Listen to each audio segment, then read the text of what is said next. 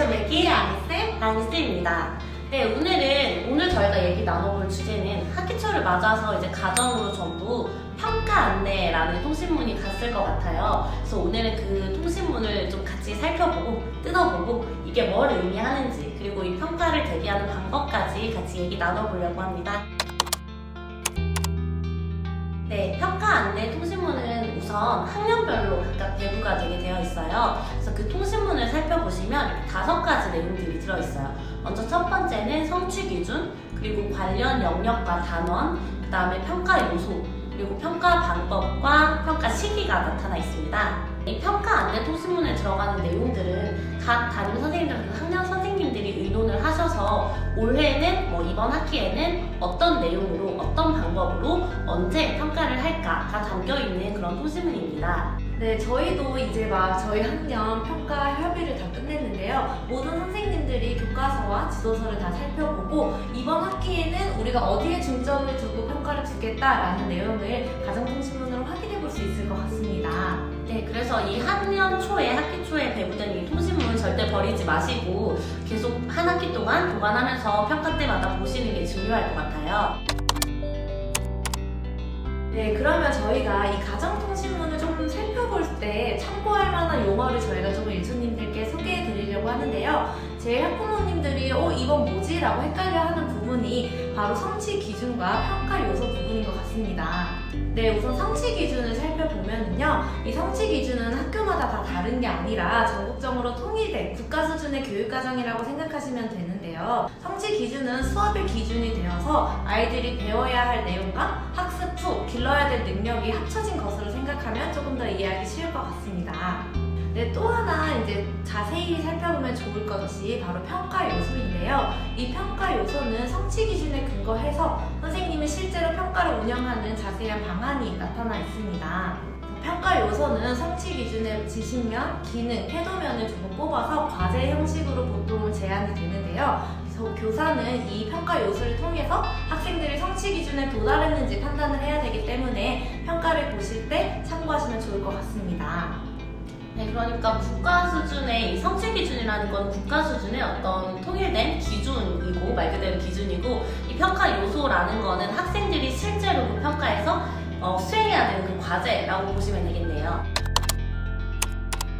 네, 다음은 평가 방법에 대해서 좀 안내를 드릴게요. 이 평가 방법, 평가 용어를 잘 모르실 수밖에 없기 때문에 이 평가 안내지를 보면 대체 어떻게 평가를 하겠다는 거지? 좀 의문이 많이 생기실 것 같아요. 먼저 대표적으로 쓰이는 것들 위주로 좀 말씀을 드리자면 첫 번째는 이제 서술형 평가, 그리고 논술형 평가, 또 구술형 평가, 그리고 토익 토론, 그리고 프로젝트 학습을 통한 포트폴리오 평가, 그리고 시험 실습, 그리고 관찰 평가, 그리고 자기 평가나 동료 평가 이런 것들이 주로 많이 쓰이는 평가 방법입니다. 네, 먼저 처음 말씀드린 서술형 평가나 논술형 평가 같은 거는 아이들이 이제 답이라고 생각하는 걸 직접 쓰게 하는 건데요. 여기서 서술형 평가는 좀 쉽게 말해서 비교적 좀 짧은 것들을 답하게 되고 약간의 모범 답안 같은 게 있는 그런 답이라고 보시면 될 것 같아요. 근데 반면에 논술형 평가 같은 경우에는 아이들이 자기 생각을 쓰는 거고 생각과 그 논리를 만들어내는 게 제일 중요한 평가라고 보시면 될 것 같아요. 네, 그 다음은 구술형 평가와 토익 토론 평가인데요. 구술형 평가 같은 경우에는 아이들이 특정 내용이나 주제에 질문에 답변을 하는 방식인데 이것도 이제 아이들의 발표를 보고 담임 선생님이 그 준비도라든지 이해도라든지 아니면 표현력, 의사소통 능력 이런 것들을 평가하게 됩니다. 토익 토론은 말 그대로 아이들이 토의나 토론을 진행을 하고 그걸 담임교사가 관찰을 해서 평가를 하는 방식입니다.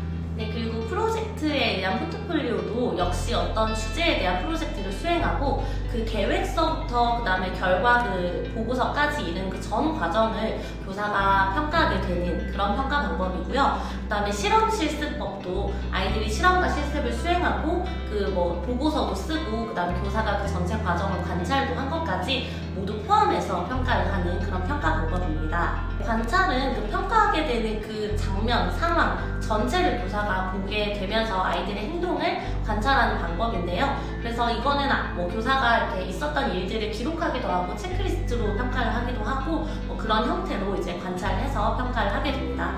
그리고 마지막에 자기평가와 동료평가는 자기평가는 말 그대로 자기가 스스로 자신을 평가하는 거예요. 그래서 내가 오늘 뭐 잘 수업에 열심히 임했는지, 그 다음에 동료와 어떤 소통을 했는지, 그 다음에 내가 어느 정도 성취한 것 같은지 이런 것들을 스스로 체크하게 해서 그거를 평가에 반영하게 되는 방법이고요. 동료평가는 말 그대로 친구들끼리 서로 이 친구가 어느 정도로 뭐 열심히 임했는지, 아니면 이 친구가 어느 정도 잘했는지 이런 것들을 평가하게 되는데, 이런 자기평가나 동료평가는 단독으로 쓰이진 않고 교사가 이제 평가를 할 때 교사의 관찰이나 교사의 평가와 함께 이렇게 더불어서 도움이 되는 요소 정도로 사용되는 경우가 많습니다. 네, 정말 이렇게 많은 평가 요소가 있는데 저희가 앞서 말했듯이 처음에 가정통신문으로 평가를 봤을 때 방금 라미쌤이 설명해주신 평가 방법도 참고해주시면 참 좋을 것 같네요. 네, 맞아요. 그래서 그 말씀해주신 뭐 평가 요소라든지 거기에다 이 평가 방법이구나를 보시면 어떤 내용을 어떤 방식으로 어떤 장면으로 평가가 될 것인지 아마 부모님들이 이제 상상하실 수 있을 것 같아요. 네, 저희가 이렇게 평가와 관련된 용어를 조금 살펴보았는데 실질적으로 평가가 진행이 됐을 때 조금 유치원님들에게 드릴 수 있는 꿀팁들을 저희가 조금 이야기해 보려고 하는데요. 저희 초등학교에서 실시되는 이런 평가들은 사실 상대평가가 아닌 절대평가여서요. 저희 교사의 궁극적인 목표는 모든 아이들이 매우 잘함으로 도달할 수 있는 수준을 지향하기 때문에 우리 아이가 평가와 관련해서 결과가 조금 안 좋았다 혹은 재도전의 기회를 갖고 싶다 하면은 저희가 학생들의 그런 요구를 반영을 해서 매우 잘함으로 도달하기 위한 몇 가지 스텝을 학교에서 마련하고 있습니다. 네, 그래서 줄 세우거나 이러려고 하는 평가가 아니고 아이들이 뭘 모르는지 뭐가 부족한지를 알아서 결국에는 이제 도달시키는 게 저희 목표잖아요. 그래서 충분히 아이한테 재도전할 수 있는 기회를 주고 있어요. 근데 다만 아쉬운 건 아이들이 포기하지 않으면 저희는 충분히 다시 재지도한 후에 평가를 할 수 있게 하고 있는데 아이들이 전 더 안 할래요 이러는 경우가 있어요. 그런 경우에는 사실 이제 이런 평가 기준이 상향될 수는 없는 거죠. 네, 그런 경우를 제외하고는 아이가 원한다면 충분히 다시 한번 시도해 볼 수 있고 다시 한번 평가에 응시할 수 있는 그런 기회가 있다는 것도 부모님들이 알아두시면 좋을 것 같네요. 네, 또 학부모님들이 많이 문의가 있는 부분은 단원평가를 어떤 반은 실시하고 어떤 학급은 실시하지 않는 부분들이 있어서 우리 아이가 단원평가를 잘 못 봤을 때 조금 걱정하시는 학부모님들이 의외로 계시더라고요. 하지만 이 단원평가는 교사가 자율적으로 이 아이의 학습 수준을 그 당시에 확인해보는 용도로 사용하는 것이지 평가에 반영되지 않음을 저희가 한 번 더 얘기해 드리고 싶네요. 마찬가지로 이렇게 단원평가나 혹은 갑자기 보는 쪽지시험 등이 많은 학부모님들이 걱정을 하시는데요. 평가가 실시되기 전에는 보통 선생님들이 주간학습 안내나 학교 알림 시스템을 통해서 안내를 미리 하고 있으니까 학부모님들이 참고해 주시고 너무 두려워하지 않으시면 좋을 것 같습니다. 네, 그리고 마지막으로 저희가 학기 초에 이렇게 평가 가정통신문을 학교에서 드린다고 했는데 이거를 잘만 관리하셔도 우리 아이가 한 학기 동안 어떤 교육을 받고 어떤 평가를 받는지 잘 관리를 할 수 있을 것 같은데요. 저 같은 꿀팁은 저도 그렇지만 잘 보이는 곳에 게시를 해놔서 새로운 단원이 들어갈 때 어디 좀 중점을 두면 좋고 어떤 평가를 할 건지를 미리 아이와 함께 살펴보면은 단원을 임하는 자세가 아이들도 조금 다를 것 같습니다.